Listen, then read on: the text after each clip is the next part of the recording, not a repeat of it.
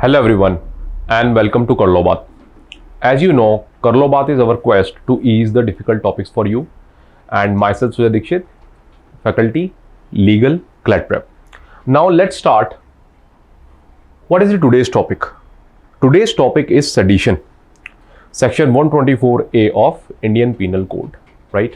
See, nowadays this is a very hot topic and many of my students were continuously asking me that what is sedition, what is sedition. So here I am in front of you all bringing this particular concept, right? So everything regarding this will be clarified in the class. Now let's see in a historic ruling, the Supreme Court stayed the use of 152-year-old sedition law, right? This law was being included in the Indian Penal Code by Sir Stephen James, right?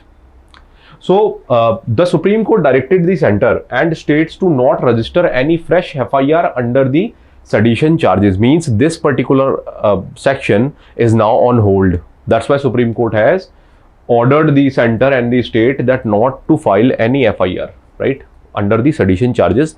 That is section 124A of the Indian Penal Code until the law is reviewed. मतलब इस law को क्या है, review में रखा हुआ है बेटा, कि रिव्यू में रखो इस लॉ को, और जब तक ये रिव्यू ना हो जाए इसके ऊपर फाइनली मतलब अभी कोई एक्शन नहीं लिया जाएगा। तो कोई भी अभी अगर मैं नई FIR फाइल करने जा रहा हूं सेडिशन की किसी के खिलाफ तो वो फाइल नहीं हो सकती है, right? This is the first time since its inception, right, in the 1860 that the sedition law has been suspended, ठीक? So now let's see further. Now what is section 124A?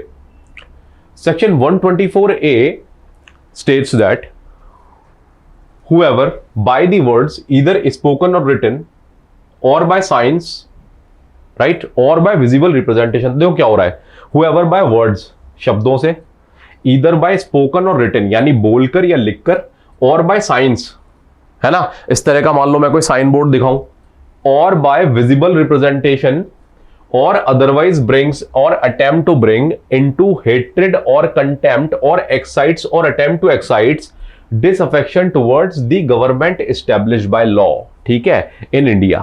तो भारत में जो government established by law in India है उसके खिलाफ हम disaffection को initiate करेंगे, है ना? shall be punished with imprisonment which may extend to 3 years to which fine may also be added or with the fine. तो बेटा सबसे पहले इंपॉर्टेंट चीज जो नोट करनी है वो क्या करनी है हमको, 3 years की इसमें पनिशमेंट है. तो एज वी ऑल नो अगर 3 years की पनिशमेंट है तो ऑफेंस नॉन बेलेबल नेचर का होता है. So it is a offence that is of non bailable nature, right? Now let's proceed further. Now let's C. In normal terms, sedition is an offense when a person, through by his words, signs, or actions, attempts or bring any feeling of hatred or feeling of disaffection in the general public against the government. That's what is the definition, right? When anyone incites or attempt to incite hatred or contempt in other people against the government, which is established under law, it is said to be an offense committed under sedition. So देखो बेटा यहाँ पर ये दोनों requirement है. अगर ऐसा कोई करता है तो फिर ये सेडिशन होता है. जैसे कोई अगर इंसाइट कर रहा है या अटेम्प्ट टू इंसाइट कर रहा है हेट्रेड और contempt in other people against the government, मतलब लोगों के खिलाफ, मतलब सरकार के खिलाफ लोगों को कोई भी इस तरह से भड़का रहा है, तो फिर वो क्या कर रहा है, वो सेडिशियस एक्टिविटी करता है. It is necessary that incitement should cause violence. तो यानी सबसे इंपॉर्टेंट एलिमेंट क्या हो गया सेडिशन का, कि मैंने अगर सपोज भड़काया लोगों को लेकिन लोगों ने वायलेंस नहीं किया है तो सेडिशन का एलिमेंट पूरा नहीं हुआ है. और वहां ही मैंने अगर लोगों को भड़काया है और लोगों ने उसके बाद वायलेंस किया है तो फिर सेडिशन का जो है हम कहेंगे कि पूरा होता है कॉन्सेप्ट. आगे बढ़ते हैं. The following are the essentials of the offence of sedition, है ना? क्या है जी एसेंशियल ऑफेंस ऑफ सेडिशन के?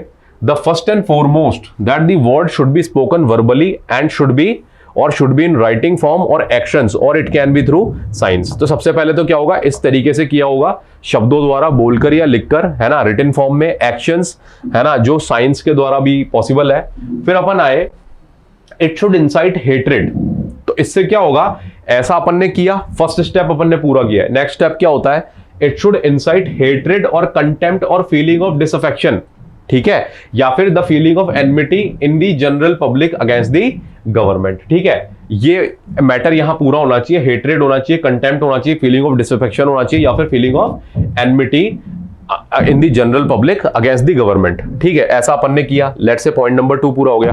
पर्सन हु कॉजेज वायलेंस और who insight others to cause the violence constitute the important element of sedition। अब अपन ने पढ़ा ही था कि सबसे इंपॉर्टेंट एंड में वायलेंस होता है, और जो भी लोग वायलेंस को कॉज करेंगे, है ना, ये सबसे इंपॉर्टेंट एलिमेंट है सेडिशन का। It is possible to commit sedition if you attempt to persuade people to disrespect or oppose the government in any way via activities of public disorder or violent protest। यानी आप कुछ भी कर रहे हो उसमें वायलेंस तो होना ही चाहिए और बात आपकी अगेंस्ट दी गवर्नमेंट होनी चाहिए। तो ये 3 इंपॉर्टेंट फैक्टर्स है सेडिशन के, right. So now with this I hope that each and every aspect of the law of sedition is being clarified and all of you now are well acquainted with this particular concept. So see you again in another session of Kar Lo Baat. Till then, take care and thank you so much.